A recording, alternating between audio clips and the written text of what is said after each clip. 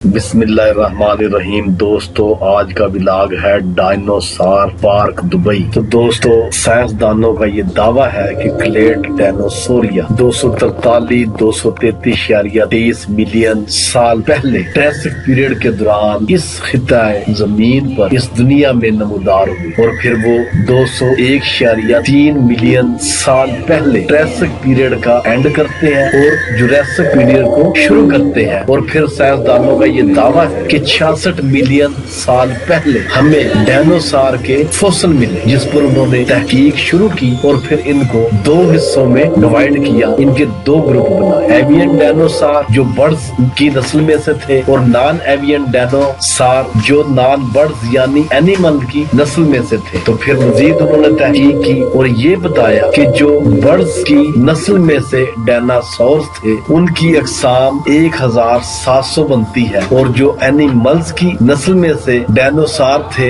ان کی تعداد یا اقسام 900 سے 1000 بنتی ہے۔ تو دوستو ڈائنوسار پر سب سے پہلی تحقیق 20ویں صدی میں شروع ہوتی ہے، اور پھر سائنسدانوں کو مزید دنیا کے ہر کانٹیننٹ سے، ہر بر اعظم سے ہزاروں کی تعداد میں ڈائنوسار کے فوسل سکیلٹن ملتے ہیں، اور پھر اس پر مزید تحقیق جو ہوتی ہے وہ انگلینڈ کے سر رچرڈ اوون کو جاتی ہے، جنہوں نے مونٹڈ فوسل دریافت کیے، سکیلٹن دریافت کیے، اور پھر دنیا کے اور سائنسدانوں کی دلچسپی ڈائنوسار کے اوپر بڑھ گئی، اور ورلڈ نے اس کے اوپر زیادہ دلچسپی لینا شروع کر دی۔ مختلف کتابیں لکھی گئی، ڈائنوسار پر فلمیں بنی، ڈراماز بنے، اور پھر دنیا اس مخلوق کو دیکھنے کے لیے بےتاب ہوتی تھی۔ تو سائنسدانوں نے جو انہیں فوسل ملے، جو سکیلٹن ملے، انہی سے انہوں نے